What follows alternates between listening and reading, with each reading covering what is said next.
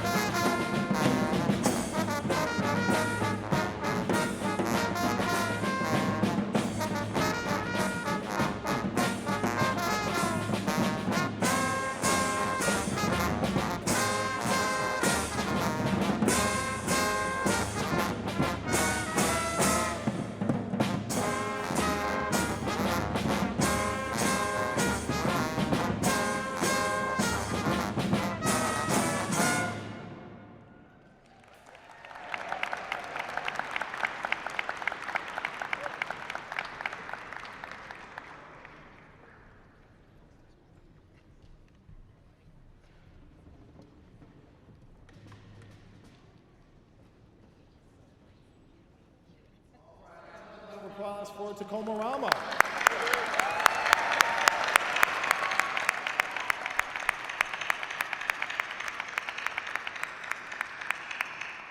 All right, good morning, everyone. What a way to start today's program. My name is Lionel Donovan, and I am pleased to be your MC for today's celebration.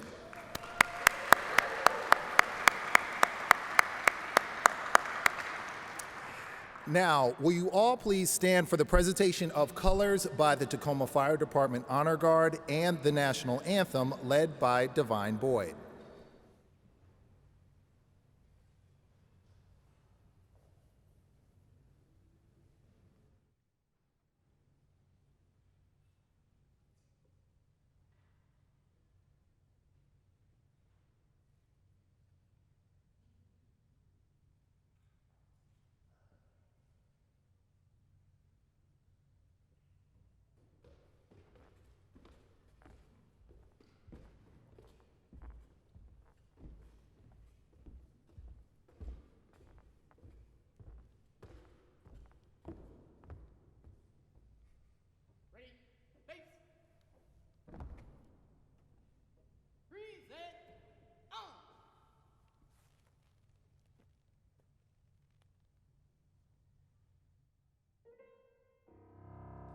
Oh, say, can you see by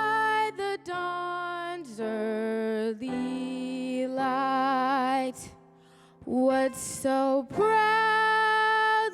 we hailed at the twilight's last gleaming, whose broad stripes and bright stars through the perilous fight o'er the ramparts we watched were so gallantly streaming, and the rocket's red glare, the bombs bursting in air, gave proof through the night that our flag was still there. Oh, say does that star-spangled banner yet wave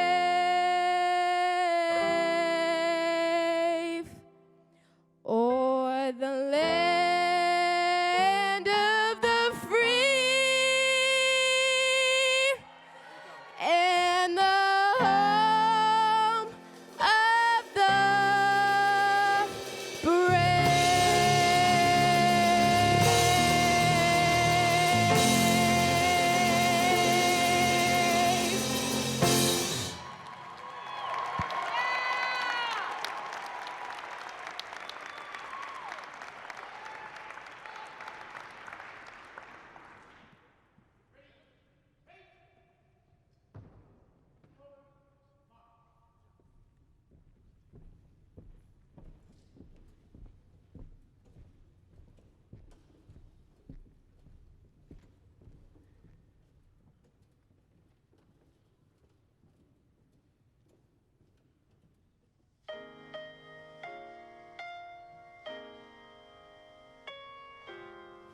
As laat chad twa kwedi lu ak quis lachel gwa quis lus chas hach bitagwel a tis atsat tis sabu lis a tis as chal a ti bayats chas lu hoi halgwa a ti lis a tis petit gwasabs a tis hachs as qabos til zak atab duf chad twa as hat lil bak duf chad wait chap quigwat stobs o shabab il dubas chap twa tadzo do quigwad bt abil yau chas la hide as khain quigwas slasil chas as qo Abil shobali ti as qochas as kapali. Lu kelch ti as hali ati la dokwas khach. Ti as o shabir khach ti dapas gachatabs. Lu bala lich ti as hali ati la dokwas khach. Ti as o shabir khach. Ti dapas hats ildubs. Utots elich ti as hali, ati la dokwas chach, ti as oshabid chach, ti dapas lachelichs. Hoi tis is qach, tis is hek swele, atis sijas. Stab quadzo hoishid. Gwa I abil kwadi bak gwat kwati gwa kwafalek kwadi bak gwat la haidafaf chas as khair o saq khalab atis qek al kab la haidafaf chas as khair o dachib khalab atis qwasps toch huiqwaso la haidaf chas as khaid quilagwach chas khalab a telef skatad yaf telef alosh yaw dob la hadub ati il khat tfas tisas klalo ti okwebitsu twagosohoi asista atil kwat il khat kwadis khelech skaked sak patab twa otsakdu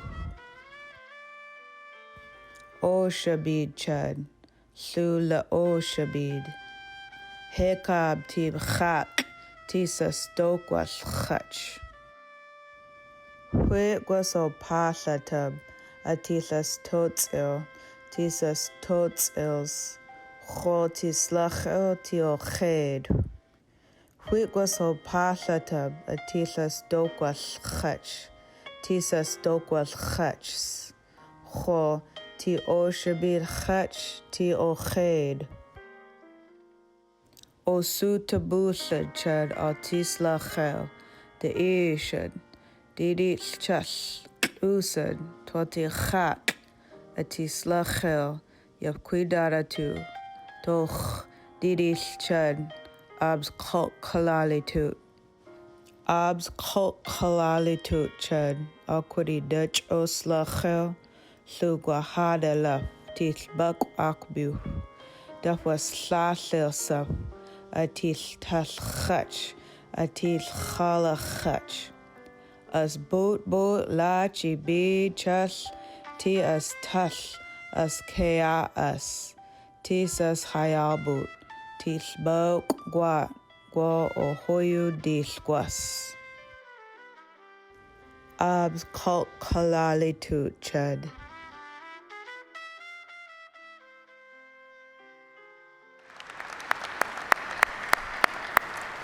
Now, what you all have just heard was the Puyallup Tribe of Indians' contributions to this event. By contributing portions of Dr. Martin Luther King Jr.'s I Have a Dream speech in their ancestral language, Lashutsi. And with that being said, I would also like to acknowledge that we are on the traditional homelands of the Puyallup Tribe. The Puyallup Tribe have lived on and stewarded these lands since the beginning of time and continue to do so to this day. We recognize that this land acknowledgement is just one very small step that we are taking towards true allyship, and we commit to continue to uplift those voices, experiences, and histories of the indigenous people of this land and beyond. And we also want to give a very special thank you to the Tacoma Fire Department Honor Guard and Divine for that amazing national anthem.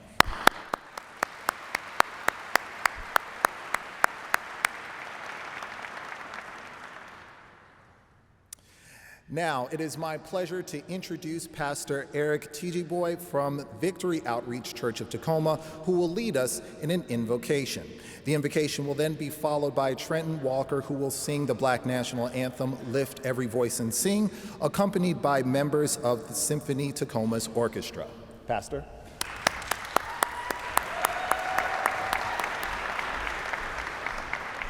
God bless you.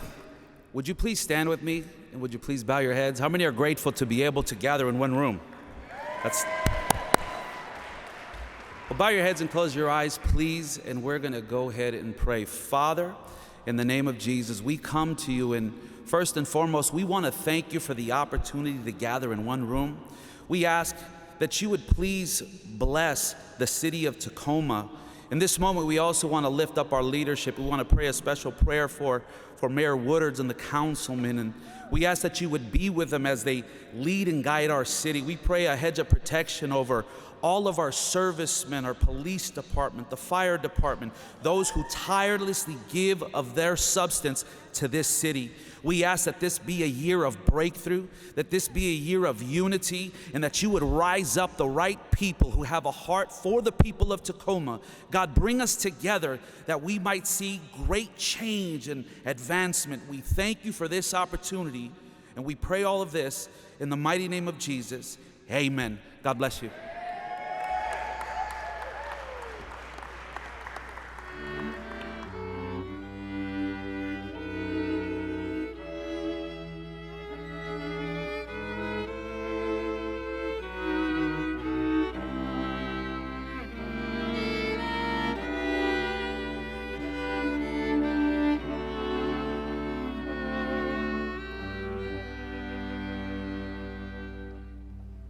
Lift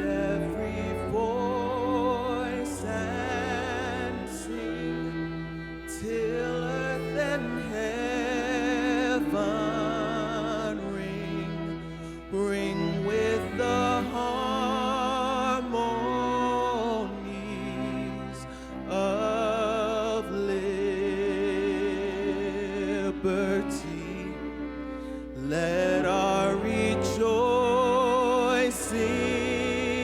rise high as the listening skies. Let it resound loud as the rolling sea. Sing a song full of the faith that the dark past has taught us. Sing a song full of the hope that the present has brought us. Facing the rising sun of our new day begun. Let us march on till victory is won.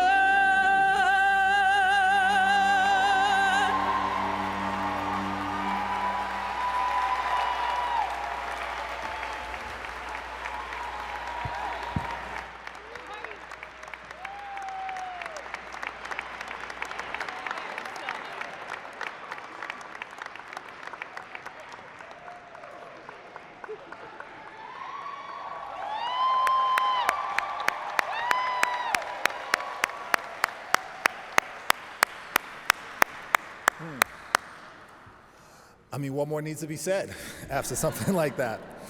Well, thank you all so much. We have already had an incredible start to the City of Tacoma's 35th annual Dr. Martin Luther King Jr. celebration.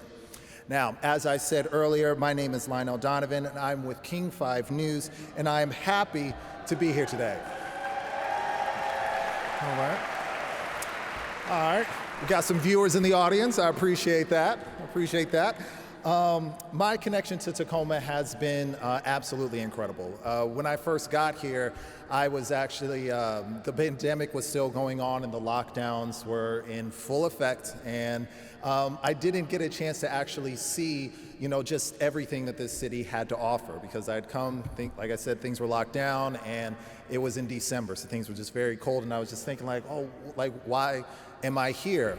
But then things started to open up, and then people started to come outside, and I really got to see exactly why I was here. The people, the places, the culture of this city has been absolutely amazing, and every day I'm humbled to represent this city and this county, and to bring the stories that happen here every day, and to tell you all stories to the rest of the region and the country and the world. I'm truly humbled that you all have welcomed me the way you all have, and so thank you for that. I really do appreciate that. So, with that out of the way, it is now my pleasure to introduce to you the mayor of our fair city of Tacoma, Mrs. Victoria Woodards.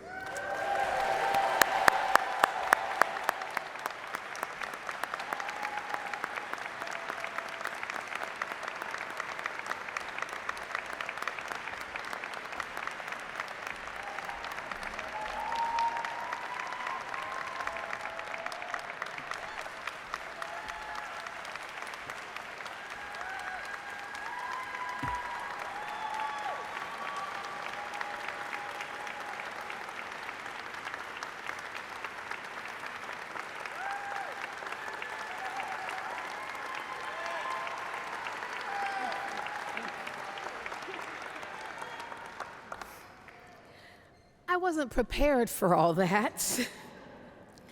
Let me start first by saying to Trenton Walker, what an amazing voice, what an amazing presentation. But you all forgive me for just a moment, I'm just a little churchgoer. What an amazing sermon, amen.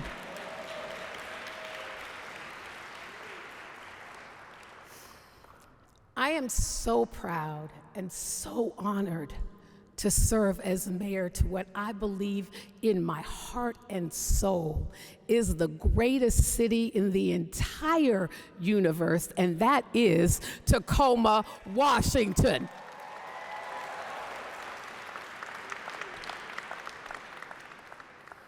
But to be here on this day, the celebration of Dr. Martin Luther King Jr.'s birthday. We haven't been together in a couple of years, and it is so good to see all of you in person.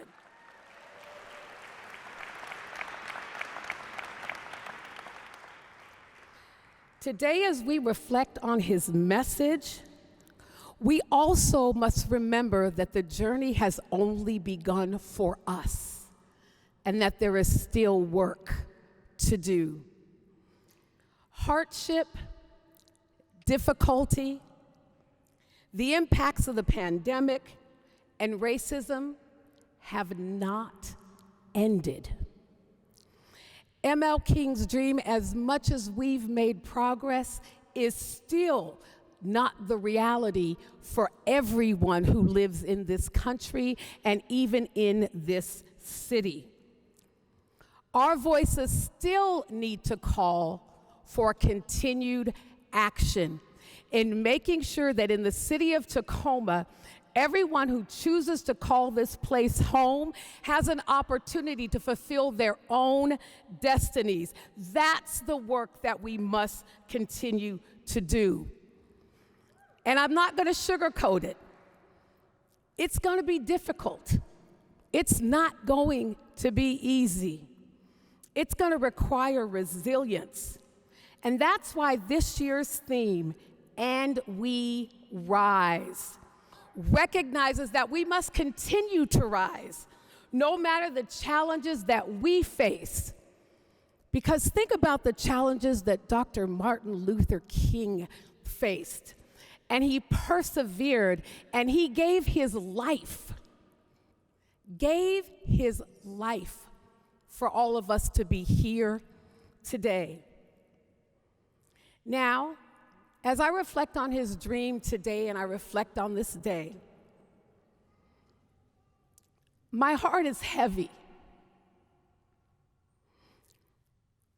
There are so many things happening.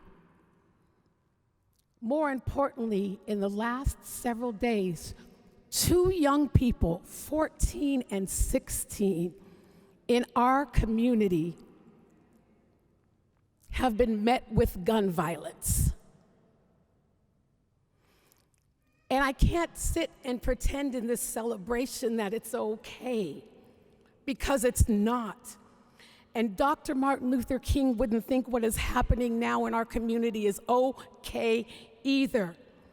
Because tragedies like this cause ripple effects, not only to the families, and let me say to the families, my hearts go out to you, our whole city, for those who have lost a son and for those who are praying for a son to regain consciousness. Our hearts go out to those families.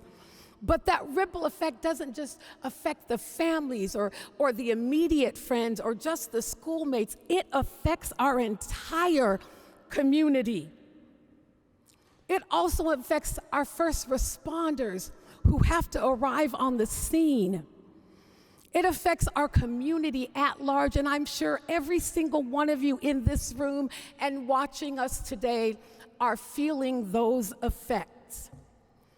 So I could not stand here just to celebrate our progress and the great work our community is doing without recognizing that today, the fight is not over, and we must. We have an obligation to stand up and do more and do it together.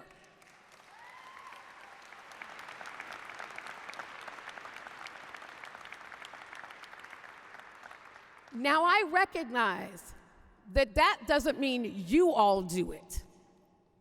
I want you to know that myself, and I'm going to ask the Tacoma City Council to please stand.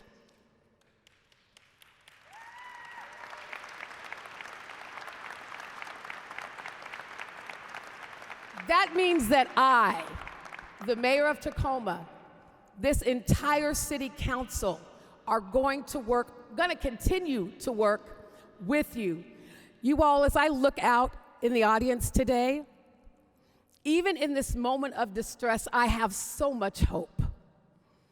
Because I believe that we can change things. I believe when we come together and stop talking about the dream and start walking out the dream, I believe that we can make a difference. I believe that we can get guns out of the hands of young people. I believe that everybody who lives here can have a good paying job. I believe that people in every neighborhood should feel safe.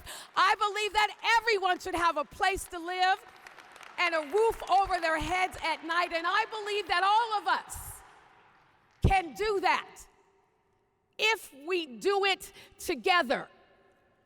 Whether you are on the city council or the county council or the executive, whether you are on the school board who has the responsibility for our children every single day, whether you are a firefighter or a police officer, whether you are a community member, whether you pick up the trash every single day, whether you are a student or a leader in a university or a leader at your job, or a leader in your home, we have the power and we will rise. We will rise together.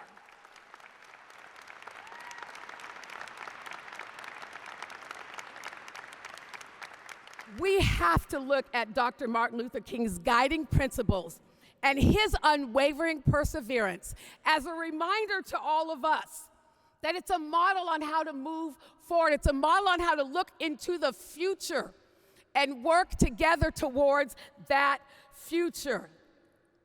So you all, despite the tears and despite the pain that we all feel, we have to push through because Martin Luther King pushed through.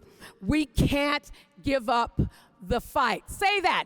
We can't give up the fight. As a matter of fact, say we won't give up the fight. Will you say that with me? We won't give up the fight. We won't give up the fight. We won't give up the fight. We won't give up the fight. Thank you all and have an amazing MLK Day.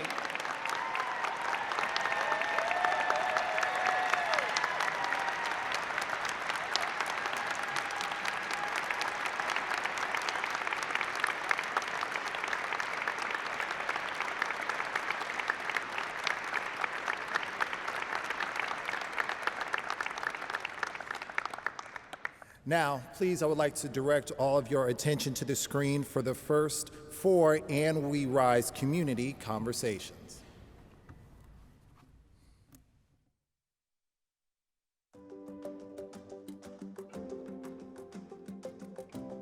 Today we are here to celebrate Dr. Martin Luther King Jr. Dr. King once said, "If it falls on your lot to be a street sweeper, sweep streets like Michelangelo painted pictures, like Shakespeare wrote poetry, like Beethoven composed music.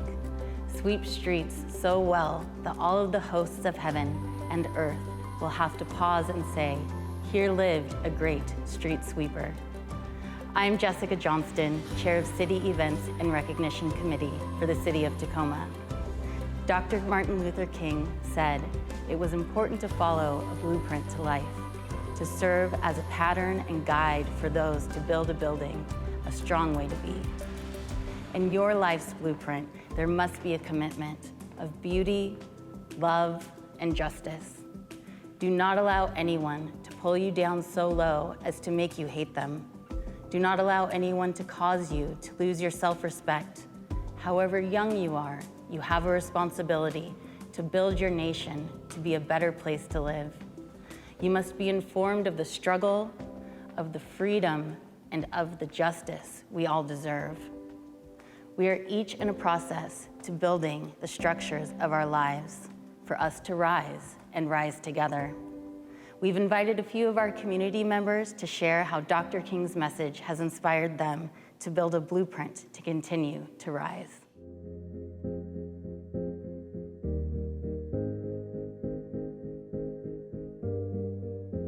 I was probably about 4 years old. My dad and my mom liked to talk about Black history, and I still have my first Martin Luther King book. Definitely, I Had a Dream speech was super popular. I know we learned to write about it in school right off the bat, and having it like hung on the wall and in the books and stuff. So it was really part of, you know, normal exposure, I guess. Yeah. I wouldn't say like I first learned about him. I can remember like knowing about him my whole life, but then learning more as I've grown up. And what's the first impression that you got from him? I was honestly really interested because I love learning about like civil rights and, you know, justice, things like that. And just like peaceful protests or sit-ins or things like that. 6 years old. My parents, of course, would sit us down and tell us, you know, about the life and the history of Dr. King. And one of my first memories was actually watching a black and white kind of video montage of him and just being inspired by the power in his voice, and just being saddened by the things he had to go through. The first time I remember hearing about Dr. King was in elementary school. I grew up in Puyallup. I went to Puyallup School District, and my school and my classes were predominantly white spaces. And so it was always, we talked about Dr. King Day and Dr. King, but it was always a, you know, here's the holiday, we're going to talk about this, and then we moved on. It wasn't until I was really in college that I started to really understand and unpack his words and the message that was more than just the curriculum in school. What I think was coming up as a kid, we always hear the I Have a Dream speech.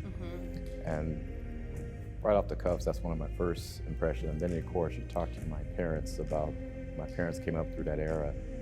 And so just kind of reliving some of the things through their eyes and some of the stories they would tell over the time.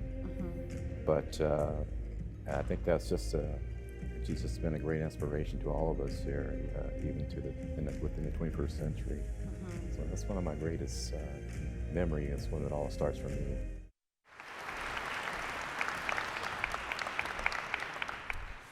Thank you so much to the members of our community who shared those thoughts and who will share more with us throughout this program. Now, each year, the City Events and Recognitions Committee receives nominations for the prestigious Martin Luther King Jr. Community Service Award. And this year, we are presenting 2 awards in the Lifetime Service category. The awardees selected to receive the award exemplify a commitment to the legacy of Dr. King. This year, the selection committee had so many wonderful and deserving nominations to consider that it was not an easy decision. But please help me welcome Jessica Johnston, chair of the City Events and Recognitions Committee, to introduce you to the first of our 2 awardees.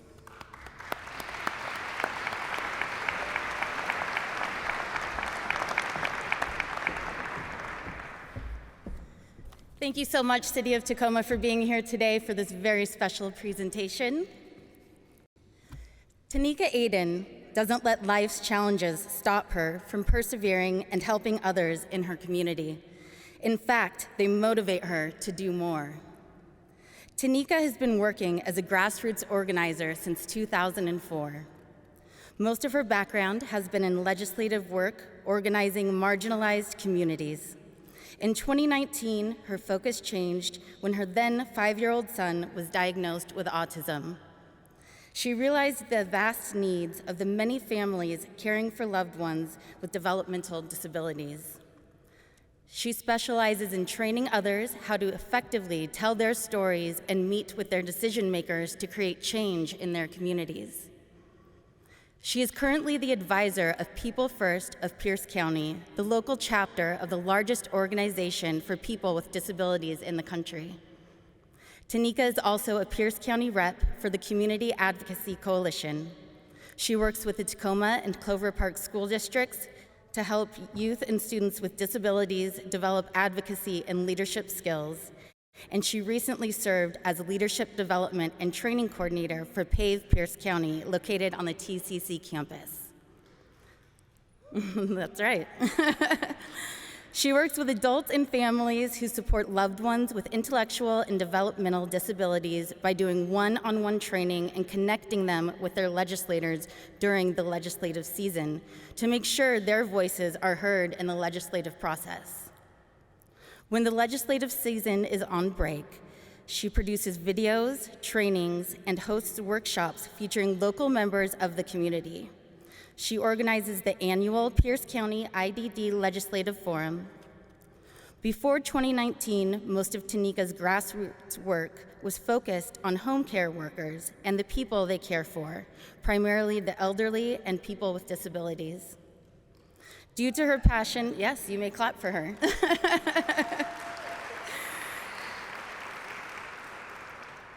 Due to her passion for change, she was the youngest person to be elected as the executive board member to the Service Employees International Union back in 2010. And she's one of the 3 Pierce County reps who sit on their board today.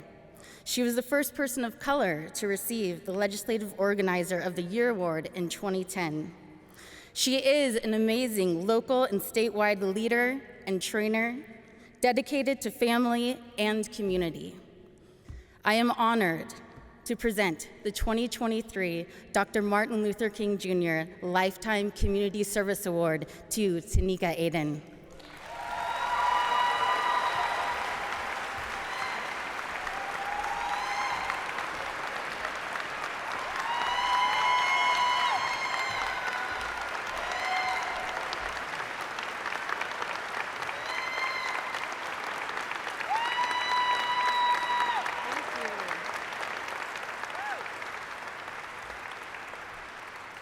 Thank you, everybody. I'm a short person. Thank you so much. I got to start off by giving all praise to my Lord and Savior, Jesus Christ. If you don't know about him, come find me later. I'll tell you a little bit about him. But I just want to thank everyone in the community who voted for me and nominated me for this award. It was very unexpected. You know, I, just like Martin Luther King, believe that you should lead a life of service.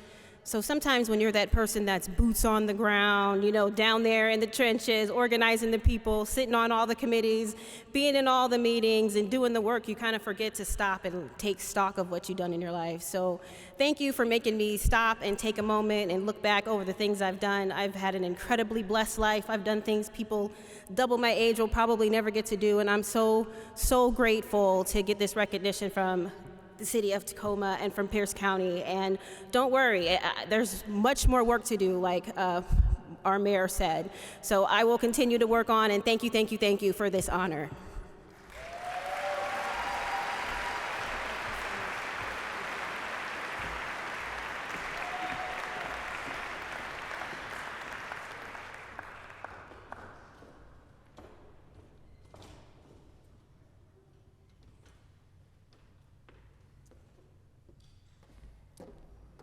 All right, how about another round of applause for Tanika for a very well-deserved award, and from what we hear, will not be the last. Now, I am pleased to introduce to you the Tracy L. Davis Celebration Choir.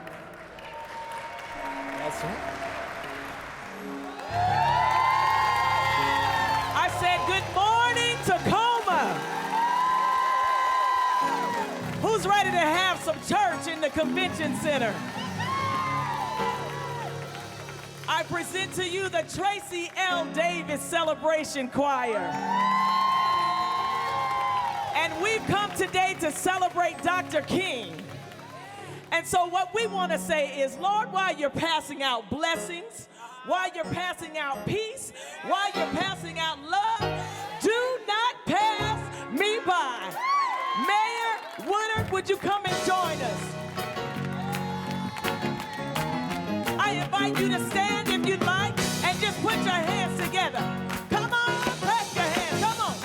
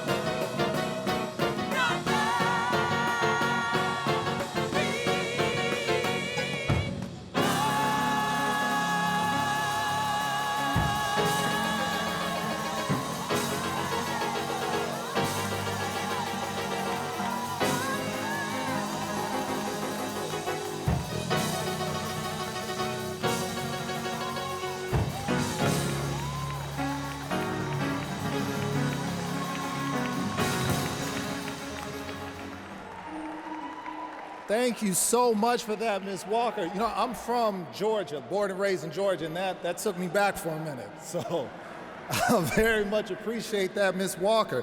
Thank you for that. Woo!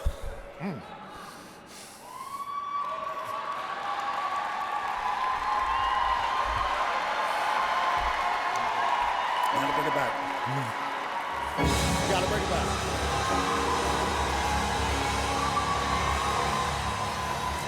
All right.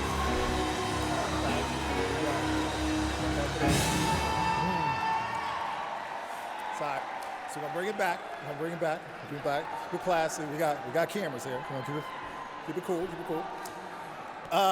Well, it is now my pleasure. We just keep the spirit going. It is now my pleasure to reintroduce Jessica Johnson to the stage for our second award presentation.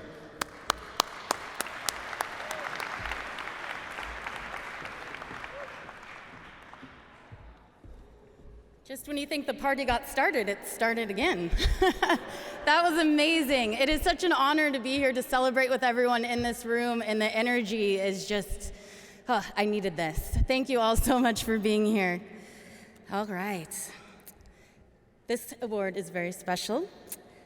Dr. Priscilla Lisicich is a founding member of Safe Streets campaign and has been the executive director since 1993. Her expertise includes substance abuse and violence prevention, community mobilization models, community coalition development, strategic planning, systems change, adult learning, project design and development, large group facilitation administration and organizational development, and executive leadership. Priscilla served on many boards and commissions, including the Greater Tacoma Community Foundation, the City of Tacoma 2025 Strategic Planning Committee, the Pierce County Birth to 25 Board, the Foundation for Tacoma Students, the Bill and Melinda Gates Advisory Board, the Pierce County Alliance Board, American Leadership Forum, and the Governor's Substance Abuse Prevention Advisory Committee, just to name a few. Priscilla was responsible for the design of Safe Streets and successfully acquired grants in excess of $4.5 million. This helped build and sustain community mobilization against substance abuse and illegal gang activity. She was directly involved in the campaign to move ephedrine from the store shelves to the pharmacy to help combat the increase of home meth labs. Priscilla's experience in the field of prevention has resulted in successful youth programs and led Safe Streets to focus community resources on improving public safety and to build community involvement to sustain the effort. Most recently, with the Senate members, she worked with the Senate members to design and adopt Senate Bill 5353, which seeks to engage community members to improve police and community relations. Her focus has always been on helping to increase public safety and positive youth development. Priscilla has led multiple conferences and seminars all over the country. And she is an accomplished author as well. She's devoted much of her time to engage legislative members to create initiatives to combat the risk factors faced by adults and youth in our community. From launching a statewide methamphetamine prevention initiative to opioid prevention and community safety projects. She has been recognized with many awards, and it is my honor and pleasure to award Dr. Priscilla Lisicich with a 2023 Dr. Martin Luther King Jr. Lifetime Community Service Award.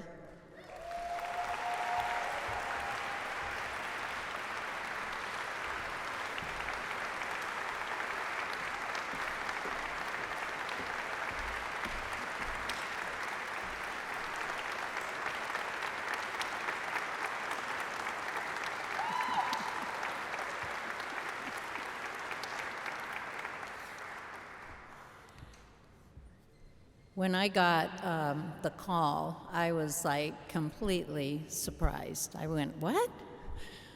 I do have to say something about our community. which I love. I think we need to be careful because Reverend Warnock might steal our choir. They were amazing.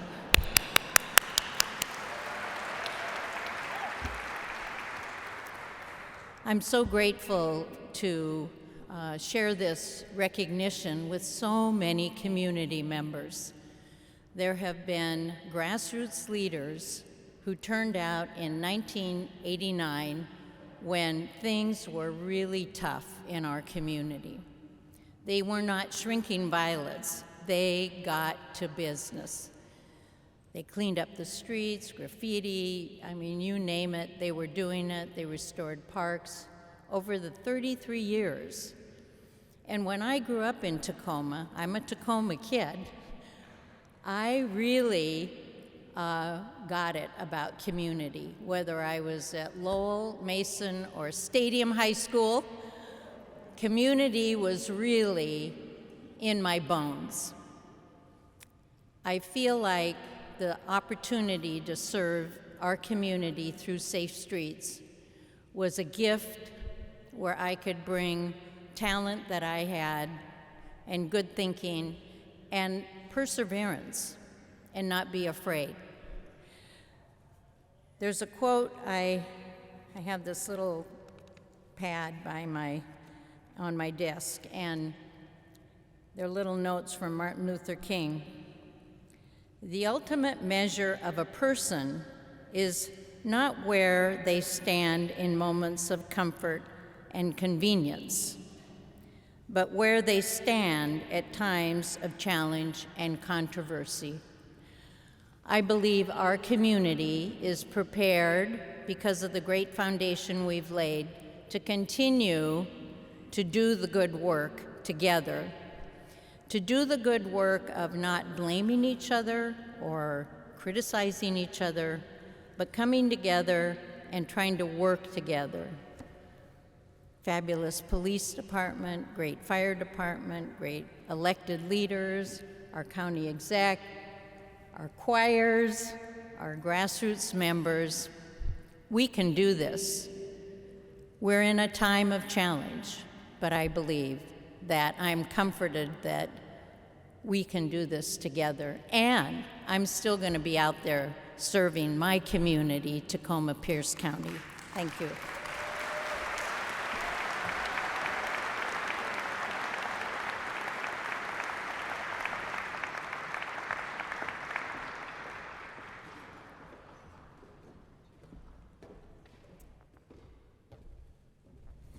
Thank you so much, Jessica, and congratulations to both of the Dr. Martin Luther King Jr. Lifetime Community Service awardees.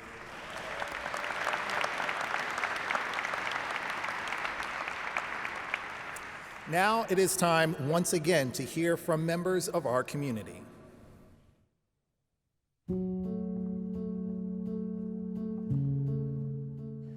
Well, his voice, it was an inspiration of hope.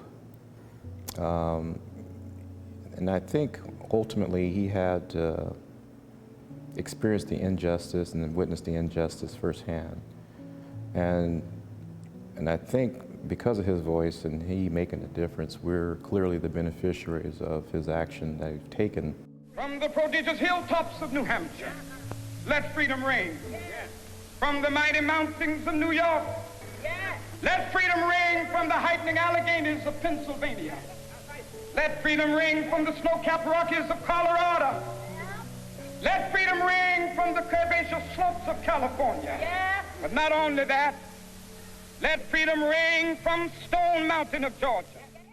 And that just goes to show that yes, one man, one woman can make a difference. Mm-hmm. And like I was sharing with you, we are the beneficiaries of his message and his actions as a result of his hunger and his convictions. His ability to get up every day and still make the message of, you know, the importance of Black people needing equality and opportunities, and knowing that those messages were endangering his life and it was not a message that everyone wanted to hear, and it ultimately cost him his life, but it didn't deter him from saying what needed to be said and putting himself out there every day until it literally, they took his life. So, right. You know, there's no excuse. Right.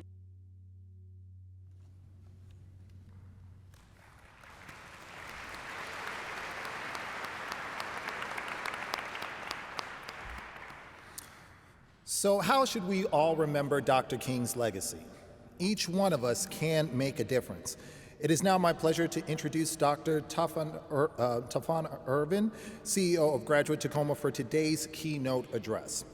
Dr. Ervin is a dedicated advocate for equitable education with nearly 15 years of service in education and several years of experience leading transformation work in a place-based community setting. Dr. Ervin lends a level of strategic visioning and action that resonates with both decision makers as well as the often overlooked and undervalued voices and experiences of stakeholders impacted by those decisions. Dr. Ervin has a proven track record of successfully applying promising practices locally. Serving as the executive director for the Foundation for Tacoma Students, Dr. Ervin partners with more than 350 community partners that make up a coalition of advocates, aligning to a shared vision and community-built goal that supports Tacoma's youngest residents in achieving success from cradle to college and career. So please join me in welcoming Dr. Tafona Ervin.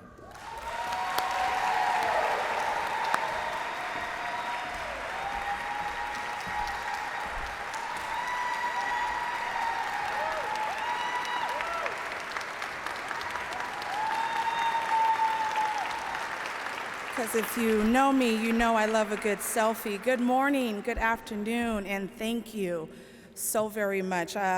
If you know me also, you know that I like to talk, so be prepared to listen for a little bit as I give this address. I want to thank the City of Tacoma for just the honor and the ability to be up here to talk a little bit from my own experience and positionality, but also in a place of thinking about the future for our community. It's an honor to share space with each and every one of you as we celebrate the life and legacy of Dr. Martin Luther King Jr., a man who stood for justice, equality, and the inherent worth of every human being. As you know, this year's theme is "And We Rise," a fitting tribute to a man who continues to inspire generation after generation to rise up and demand the rights and dignity denied to so many of us for so long. Dr. King was a man who experienced firsthand the sting of oppression and injustice. From the time he was born, he knew that the world around him operated under a different set of rules depending on the color of your skin. He saw how systems of power and our society kept certain people marginalized and disadvantaged. He witnessed the impacts of discrimination and segregation in his own community, where his own people were denied equal access to education and employment. In spite of these conditions, Dr. King refused to give in to despair and turn his back on hope. Instead, he committed himself fully to the noble struggle of rising to the challenges of systems change and transformation and the redistribution of power. Dr. King was a well-educated man. He had a strong belief in the importance of education and wrote extensively about the role of social justice and equality. In fact, in 1954, he became the pastor of Dexter Avenue Baptist Church in Montgomery, Alabama. At the same time, the landmark case of Brown versus Board of Education was just decided. Though there are a slew of unintended consequences from that decision, it led to the desegregation of our schools and our education system, which helped to pave a better future for access and opportunity. During his address, though, at the Youth March for Integrated Schools in April of 1959, Dr. King said, "Make a career of humanity. You will make a greater person of yourself, a greater nation for us to live in, and a finer world for us to thrive. It's important to call out and underscore, though, the rawness of the term he used in that address, the term struggle, a term so many of us are all too familiar with and frankly resent.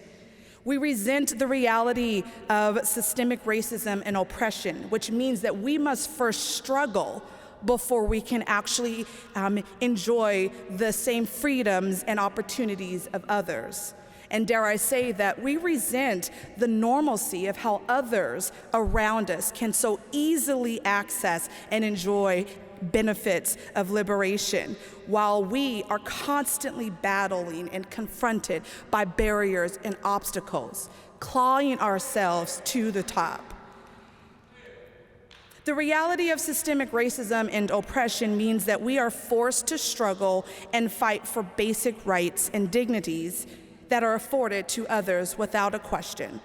For over 400 years, our experiences have been consistently dismissed, overlooked, and patronized as if we should somehow be able to handle these challenges of racism and discrimination with ease, as if somehow we are superhuman.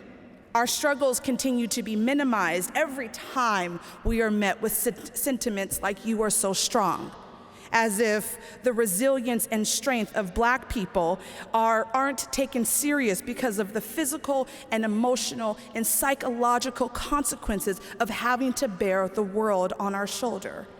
I know for me, sentiments have never rang truer. As a third-generation Tacoma native, born and raised right here in this community, I can recount every struggle of my existence then and now. My life today is a far cry from my upbringing. Who I am and where I stand is shaped by my experiences, but has been so invisible to most of you in this room, never taking into account the conditions for which I've overcome. I come from a family where education was not valued or prioritized, where the highest level of education in my immediate family was an 8th grade education.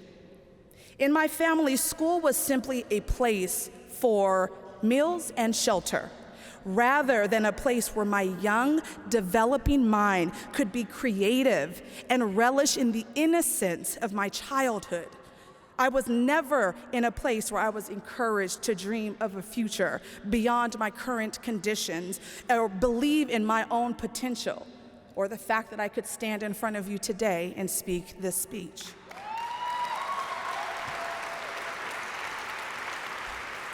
You see, for a girl like me who lived on the east side of Tacoma, the entire cluster off 96th and Hosmer, and every end of this very hilltop, I experienced firsthand our community's conditions where poor Black neighborhoods were seen as nothing more than unwanted guests to make it easy for us to be overlooked and our needs to be undervalued.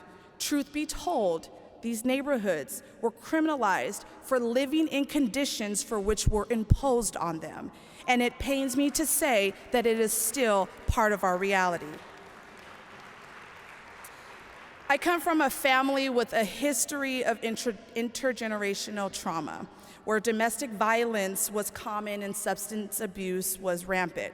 My childhood was marked with both fond memories and traumatic experiences, including witnessing of police brutality, where my family was criminalized for just being on their corner of their streets. In my community, those involved in drug trades were celebrated for their wealth and their status, while those struggling with addiction were stigmatized and ostracized. Rarely did anyone really recognize the behavior or what was truly happening, an escape from the pain and the frustration and the pressure and the hopelessness of ongoing oppression and absence of opportunity in our community. Many people in our community viewed illicit drug trade as the only means then to escape poverty. And for those who were successful, they were respected for their ability to provide for their families. But when you live under a structure that refuses to invest in resources in your community and denies you employment opportunity, you create conditions ripe for cycles of violence. addiction, crime, and neglect. And yet, we rise. In retrospect, I understand now the difficulties I face, which were, just simply put, a direct result of systemic and structural oppression. While there was no legal segregation of all those communities, with those with institutional power and influence, there were organized patterns of mistreatment, organized patterns that were woven into the very foundation of our culture, our community, and our laws. Cries for support from families like mine to access basic necessities, such as emergency shelter or food, was met with apathy due to the lack of resources allocated in our community despite the increasing needs. And still, we rise. Despite the passing of some important legislation then, which aimed to end racial discrimination and provide equal opportunities, those, though, who held the power, did not take sufficient action, did not put sufficient time or sufficient resources in addressing systemically the poverty and the inequality that disproportionately affected families like mine. This is where the indirect effects of Dr. King come to play. Dr. King led the Poor People's Campaign in 1968, calling for a wide range of economic and social reform from Congress, including full employment and investment in low-income housing. He attempted to raise awareness of the oppressive structures and that disenfranchise people of color. In fact, he had nearly 7,000 people march on Washington, and yet their cries were still denied. And still, we rise. Sadly, the assassination of Dr. King sent shockwaves through our nation, causing widespread civil unrest, where riots in cities and communities across this country lasted for days, for weeks, some even months. But in Tacoma, somehow, we managed to evade that level of violence until one breaking point day, and it was that fateful Mother's Day of 1969. On that day, radical tensions in the city reached a boiling point. It sparked by this attempted arrest that happened to a black man on the hilltop, and it resulting in a night of rage called the Mother's Day riots. It saw its fair share of windows smashed and our community in distraught. It even saw wounded individuals, including an officer, dozens arrested. But what it also did was it caused for the rise of our community leaders to think differently about how we mitigate the violence into actual change. 3 men who stood up against injustice on that day in Hilltop, through their influence, helped to contain the rioting to a single night of violence. Harold Moss, Thomas Dixon, and Jim Walton all rose to the challenge, making their voices loud and clear as they demanded increased neighborhood services and representation. Through their tireless efforts and relentless pursuits of equality, their actions led to a transformative change in this city, marking a turning point in Tacoma's civil rights struggle. They negotiated with City Council with determination and resolve, achieving Black representation on the police force. And while improvements in services in Hilltop were limited, it sparked the significant changes that we needed to see. This was the beginning of radical change in our community. And what we saw then was the appointment of our first Black city councilman, our first Black mayor, and our first Black Pierce County Council member in Harold Moss.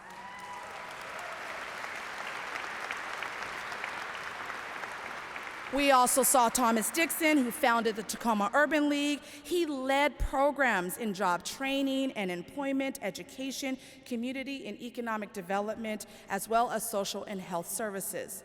Jim Walton would go on to become Tacoma's first Black city manager, quickly earning a reputation of his unwavering integrity. You see, it's important to call out the change and the legacy of these men because these appointments were a testament to the power that we have in bringing about the change that we seek in fighting for a more fair and just community. Despite the system working against them, they persevered. They shifted the narrative of what Black people could achieve, and through their leadership, we see a more just and equitable Tacoma. Now, earlier, I spoke about the struggle for so many Black people and this resentment to the noble struggle. Dr. King called it as a passive way of dealing with the pain inflicted during that time. For Black people, success, political representation, financial wealth do not negate the pervasiveness of systemic racial biases that are really being shaped in our experiences. And despite many of my academic achievements, my articulate communication style, and my adherence to societal norms because I am a rule follower, I was still reduced to a stereotype of a poor Black girl from the hood. This is the nature of structural racism, and it ensues this implicit bias and these negative stereotypes that persist, resulting in ongoing discrimination and marginalization by the people who hold institutions, power, and influence. Dr. King wrote in his letter from the Birmingham, Alabama jail in 1963 that injustice anywhere is a threat to justice everywhere. Whatever affects one directly affects us all indirectly. I share this quote in reflection because, as you know, I lead a nonprofit foundation that focuses on education justice and the pursuit for social and economic mobility for those who have historically been marginalized, which means that I do a fair amount of fundraising in order to fulfill my mission. One day, however, I found myself in front of a white male funder who didn't quite understand the indirect effects of our systemic oppression and mistreatment. And so I was asked the question from him, what was my upbringing like growing up? And I filtered, of course, because let's be honest, code switching is real for social and economic mobility. But when I responded with a very surface level answer about my upbringing, I remember sitting there in pause, what felt like forever, as he said, interesting, I too grew up in this community, and that was never my experience. But after I reflected a little bit on that encounter, I concluded that perhaps his philanthropy to this community is the result of an unspoken consciousness of guilt that he has for how vastly different his childhood was from mine, and his peers from that of my peers. In fact, I connect that reflection to the rising consciousness of many white Americans, particularly following the murder of George Floyd on Monday, May 25th, 2020. For many at that time, sitting back and watching the tragedies of our bodies being treated like hunting games during open season awoken a visual of injustice for many that they've never experienced. And it was that indirect experience that sparked the rise in allyship, expressed solidarity, anti-racist claims, and the list goes on.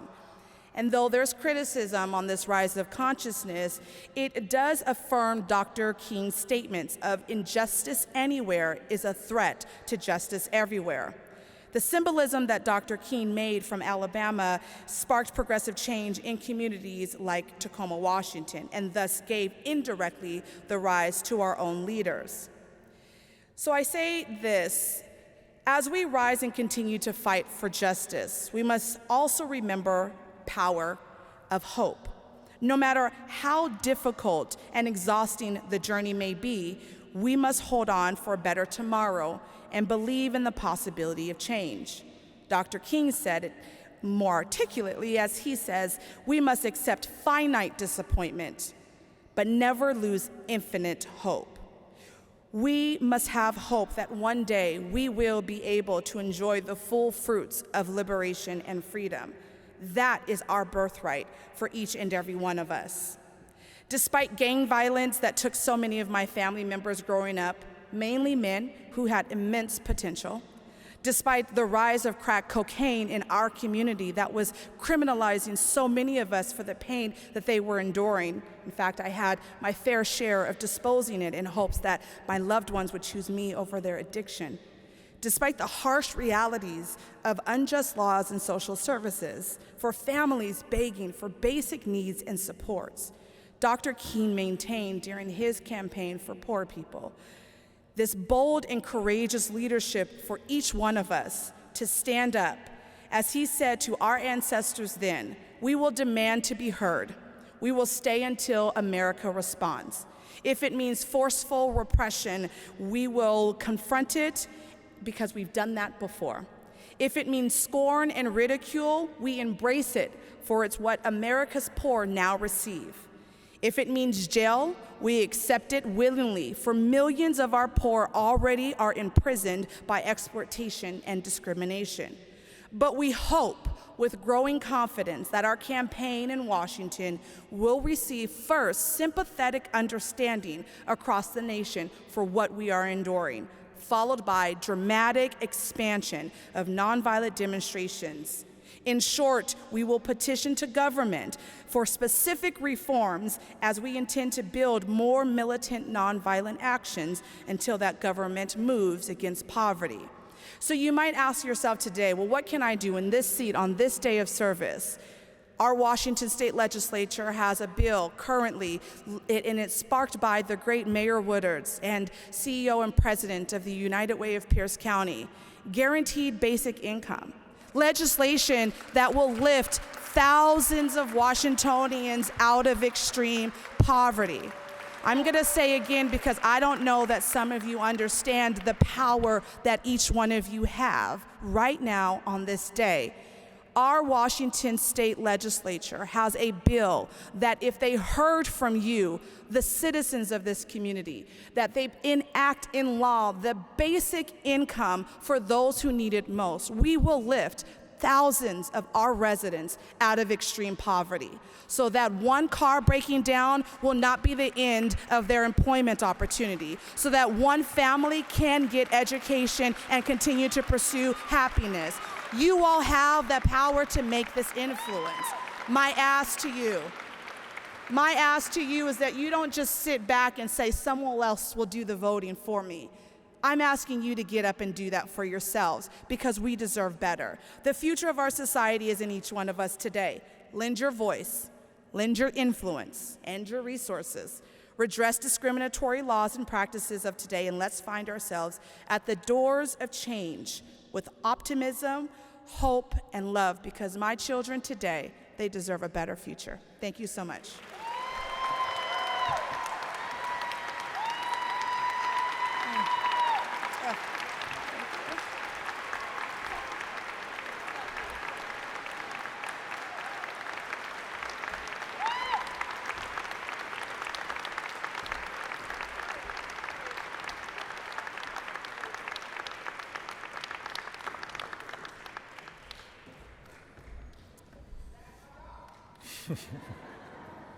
Thank you so much, Dr. Ervin, for those wise words and reminding us of the noble struggle that Dr. King dedicated his life to all those years ago, and also reminding us of the struggle that comes with fighting systemic racism and white supremacy every day.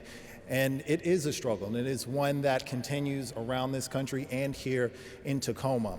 But then you hear about the work that Dr. Ervin is doing, and you hear about the work that other advocates in Tacoma do in order to make sure that we don't go behind and we don't go back. Some of them in this room right now, and how they have dedicated themselves to that struggle, and they've taken on that fight, and they stand 10 toes down with eyes fixed and their jaws set in making sure that progress is ensured and that no one is left behind. That work does not go unnoticed, and I know we are all here thankful for all of the work that all of you do every single day. And if you never hear thank you again, make sure that you hear it now. We thank you for your work, truly.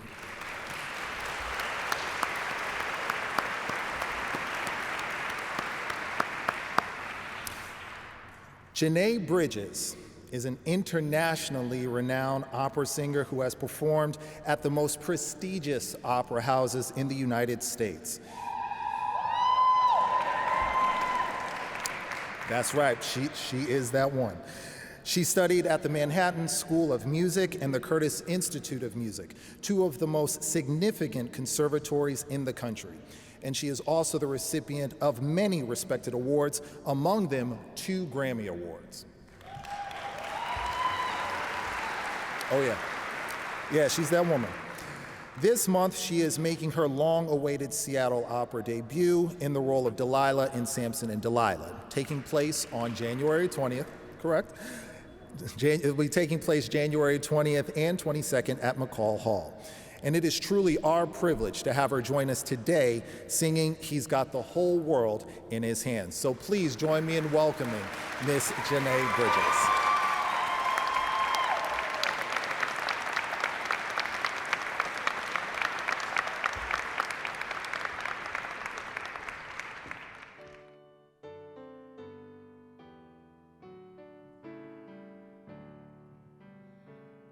He's got the whole world in his hands. He's got the whole world in his hands. He's got the whole world in his hands. He's got the whole world in his hands.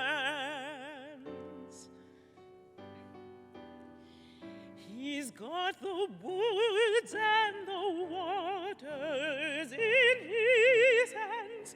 He's got the woods and the waters in his hands. He's got the sun and the moon right in his hands. He's got the whole world in his hands. He's got the birds and the bees right in his hands. He's got the birds and the bees right in his hands. He's got the beasts of the field right in his hands. He's got the whole world in his hands.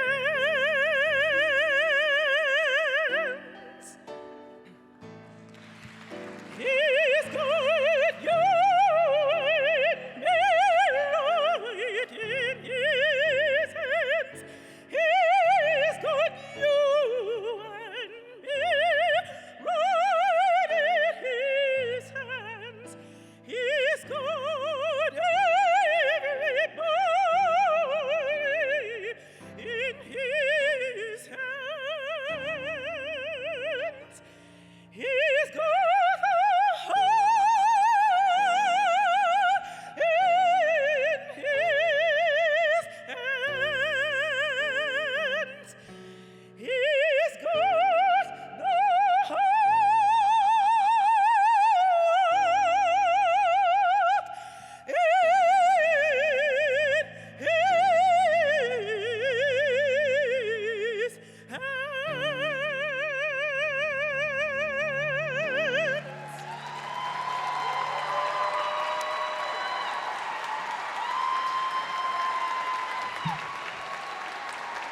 Joe Williams, sound liberator on the piano.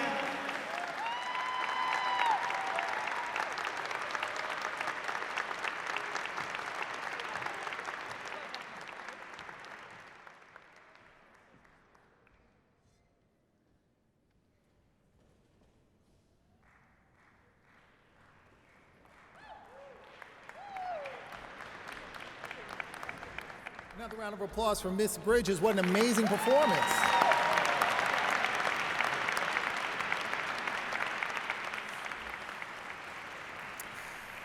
Now let us reflect on how we are inspired by Dr. King's life. I think every time I revisit, his words, I'm like, gosh, I gotta get up and I have to be better and do better. And one of my favorite sayings is, when we know better, we do better. Right. And so I find myself finding new things every time I revisit his words. Yeah. And it just makes me want to go out and be better and serve our community better and share his words more so that we can really, I hadn't heard about the blueprint, but how we can better live up to this blueprint and better live up to his vision, because I think we all would be a lot better off if we lived closer to his words. Mm-hmm. From a young age, just bringing people together, that ability to do that, I think was really powerful. Again, just watching the videos of people marching together, black people, white people, men, women. It was just like, that was inspiring to see people come together. A lot of the principles and things that he stood for, a lot of people can find hope in that. And we kind of hear more just about the civil rights piece, but there was so much more to Dr. King as far as voting rights and women's rights that wasn't really put out there. But I feel like he's definitely inspired people of multiple generations. I would say it's less of a wake-up call, but more of like, stop hitting snooze on your wake-up call. Like, kind of opening our eyes more. Like, you're not fully awake, you need to fully wake up now. Like, you've been hitting snooze too many times. It motivated me. And I don't think at the time I had words for that. But inside it was something felt like, I was like pumped up. Yes. Like, let's go. This is something that's wrong. This is something that's wrong. Let's speak up about it, because it doesn't have to be that way. The good book tells us without a vision, the people will perish. And he had a vision. Now, if he didn't have a vision, I believe he wouldn't have made it as far as he did. We wouldn't still be benefiting from the things that he's done and things he put in place and the fight that he have taken on. So certainly you have to have a vision to have such a legacy as his. And we're still speaking of him. So his actions and his vision is lasting beyond his years. And that's something that we all should strive for, is to do something that lasts beyond our years and just to have a profound impact on the generations to come.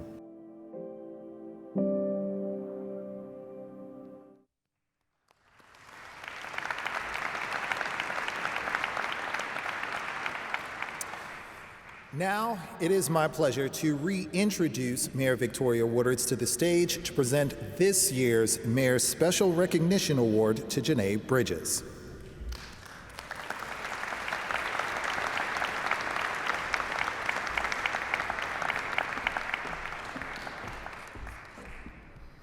Hasn't this been an amazing program?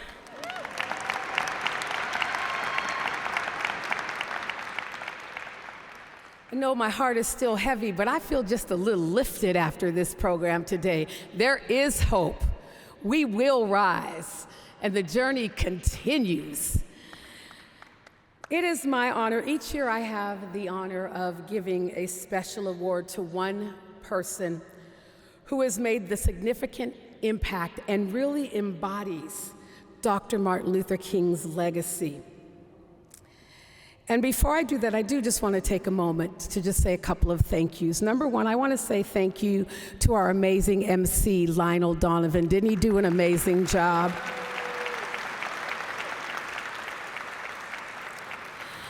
I also want to take a moment to acknowledge the chair of our Community Events and Recognition Committee and her whole committee, Jessica Johnston, and the CERC committee. Would you all please stand and be recognized?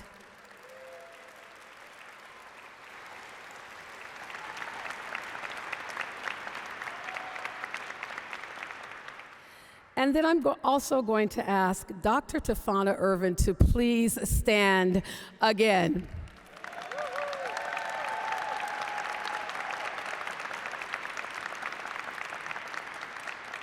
I said this to her privately, but I want to say it to her publicly. Tafona, Dr. Ervin, you earned that. Dr. Ervin, we are so incredibly proud of you and the woman that you are and the woman that you still have yet to even grow into be. You are changing lives in our community and holding up our young people, and we are so incredibly grateful for your leadership. Can we give her another round of applause?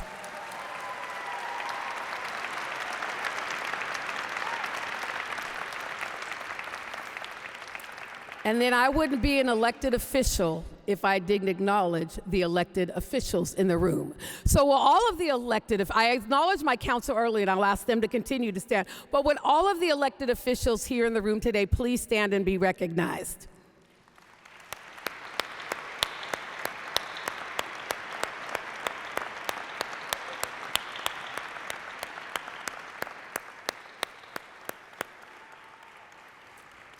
And then I just want to recognize two other groups, and this isn't to say that let me recognize TV Tacoma really quickly, those who are here filming and taking care of all of this.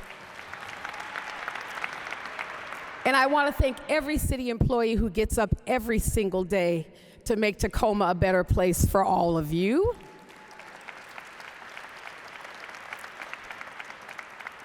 And then finally, I just want to ask our amazing, those who are just here representing. First, I'm going to ask both our police chief, Avery Moore, and our fire chief, Chief Tori Green, to please stand and be recognized.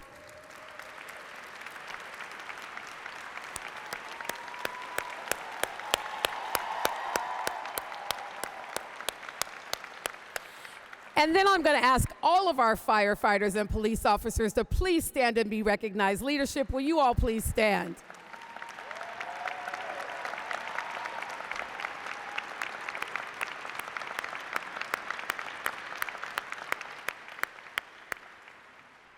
All right, I got that out of the way. Now back to the business at hand.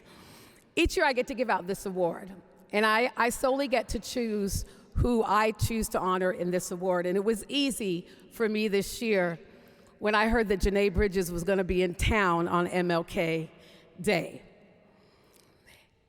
And I've had the honor of knowing Janae since she was a little girl, for she grew up in my church at Allen AME. I even had the honor to be her choir director. Now, I can't take any credit for what God has given her, so I'm not saying that at all, but I'm just glad to say that at one point, I got to help her sing. And today, we were all blessed by that amazing voice.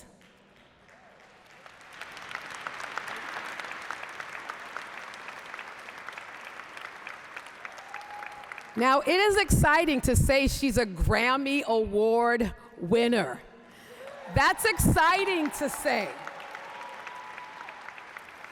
But there's something that's just a little bit sweeter, and that is the fact that she nurtured her love of singing right here in Tacoma, Washington.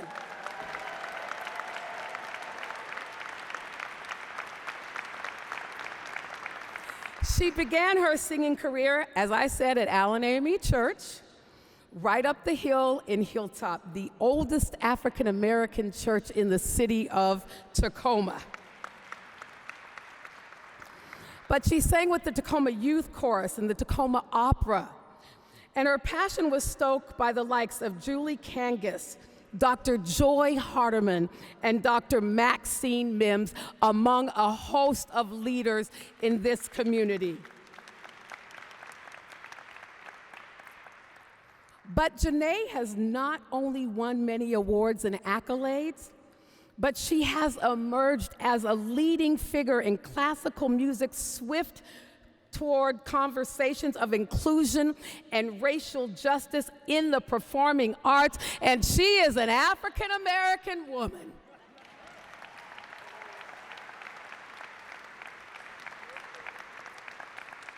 So it is for those reasons and so many more that it is my honor to bestow upon Janae Bridges this recognition.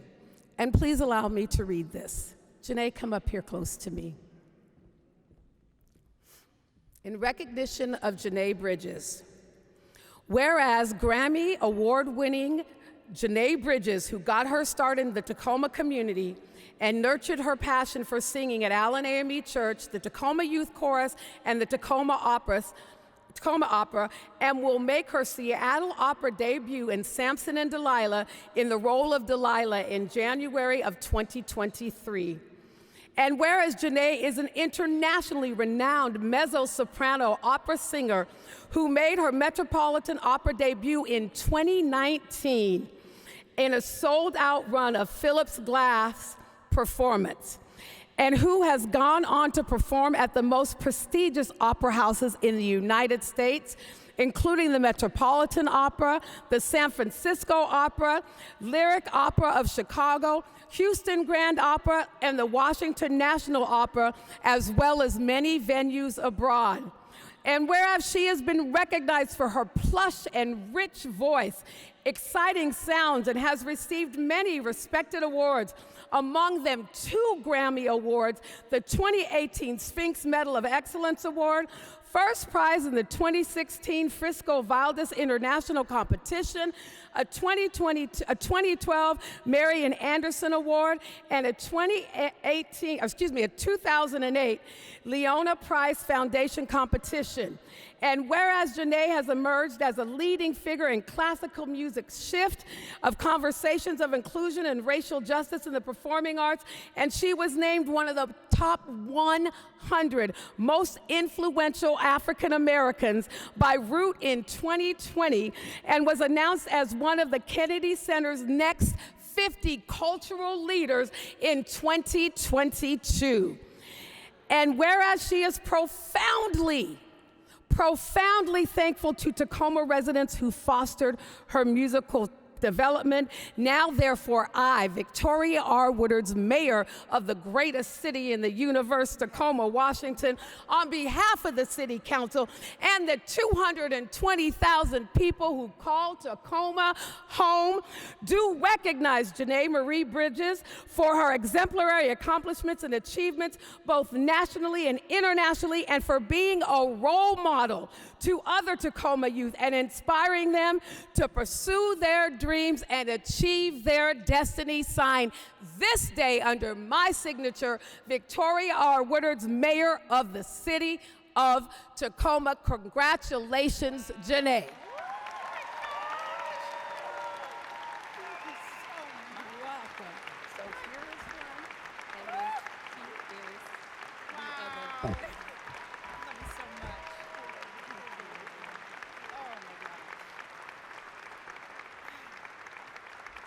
Wow.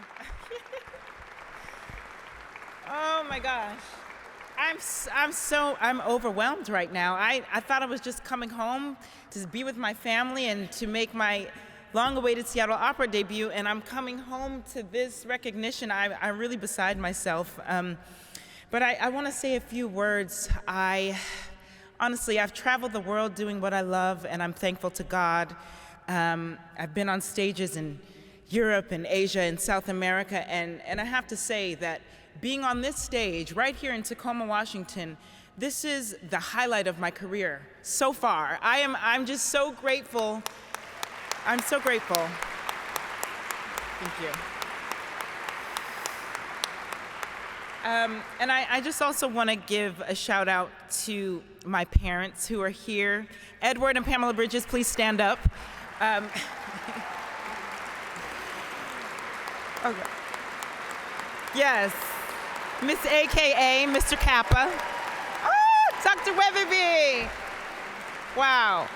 I'm just so grateful to have supportive parents and a supportive community and village. My family is here, my nephew and nieces, and my neighbors, and everyone that really poured so much into me in the city of Tacoma and Lakewood. Allen AME, I started singing in the children's choir and worked my way up to the E.P. Williams Choir, where Mayor Woodards directed me. And so it really all started here in Tacoma, right up on that hill. And, you know, I I want to bring Tacoma everywhere with me. Some people say, well, where is Tacoma? And then I have to say, well, it's 45 minutes south from Seattle. But soon I won't have to say that because they will know all over the world where Seattle is on that map. So I am just grateful. I'm grateful to the Reverend Dr. Martin Luther King for instilling in me principles that I not only carry on stage, but through my on-stage voice, but on my off-stage voice as well. I am a huge proponent of diversity, equity, and inclusion, and being in a field where it's predominantly white, I have no choice but to say, here I am, I'm not going anywhere. Opera is for all. Yeah. And so I'm grateful for this gift of voice that I have inside of me, and I do hope to see you all at Seattle Opera on the 20th and 22nd in my debut. I'm talking too much, so I'm gonna go, but I would love to take you all with me all over the world, so if you don't mind just saying hello for me, maybe shout out where you're from. 253, what city are you from? I mean, what can I... Tacoma! Thank you so much. I'm Tacoma through and through, and thank you for this honor and recognition. I'm so grateful. Should I take it? Yeah. Oh my God. Thank you.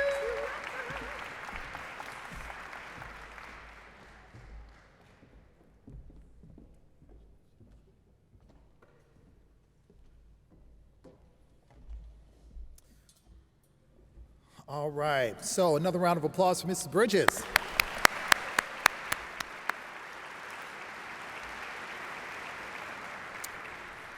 Now, please join me in reflecting on how we can rise together. I think that a part of my blueprint is to invite each other in. Is to have the tough conversations, to be willing to disagree so that we can grow and have conversations that cause us to think, oh my gosh, I haven't thought about it this way before. How can I adapt my thinking so that I'm becoming better? And I also think that a big part of my blueprint is making sure that we are still talking about Dr. King's words. And it's not just, for a weekday in January when you get a long weekend, that we are constantly talking about his words and revisiting his words and reminding each other as a community of Tacoma that we are better together and that we can all help each other rise. That's right. One person at a time. Yeah. Okay. Creating opportunities one person at a time. And that's all I can do is one person. That's right. But having good community partners, good friendships, community partners, but good friendships, good, honest, real friendships, I think are the key, not the answer to everything, but I think is a huge key to making progress is, Yeah, I definitely think it's where we start. not to sound all hippy dippy, but love is the answer. I think really that's I love that's the key. Yeah. I think everyone is responsible for their own behavior. Like, no matter how you want to break that down, I think that how you treat people, are you aware of your biases? Are you working on yourself? Are you treating people the way you want to be treated, just the basic golden rule of humanity? Like, are you showing up for people? Like, that's always going to improve everybody's experience, so. And are you hopeful for the future? Absolutely, we have to be. We have to be. Like, this is not as good as it gets, and we have to do better for the future. We have to, everyone deserves a better world, a better society, better opportunities, and plant seeds today to hope for a garden tomorrow. We have to do it. So it's everyone's job.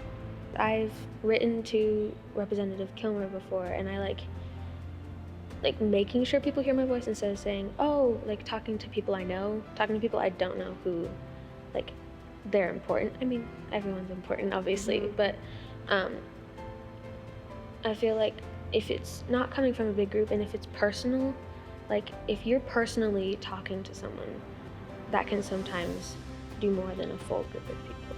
I am hopeful, but I can't be hopeful unless like I can get other people to be hopeful and help. I feel like we are rising. At moments, I feel like we rise and go down, you know, but we have to keep pushing forward. There are really great things happening in our city, things that are happening great within our country, but there are also some really challenging and heavy things that we have to ensure that we address so we can continue to rise.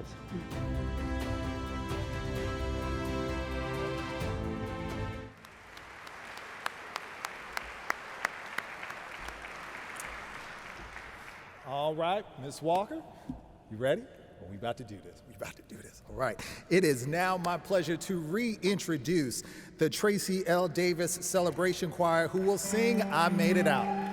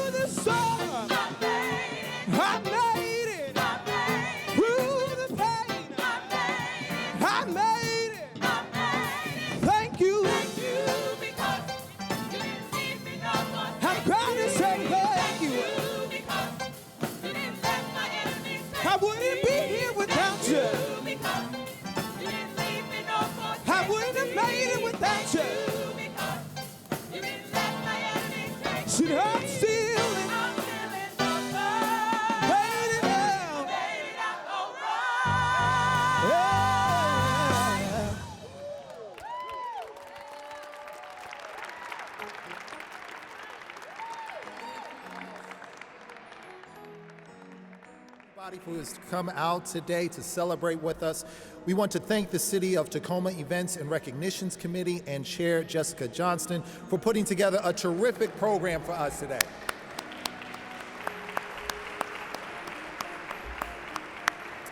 Also, a very special thank you to all of the program participants, our keynote speaker, Dr. Tafona Ervin, And congratulations to this year's Dr. Martin Luther King Jr. Lifetime Community Service awardees. And a special thank you and congratulations to Janae Bridges. Last but not least, a final thank you to the Tracy L. Davis Celebration Choir.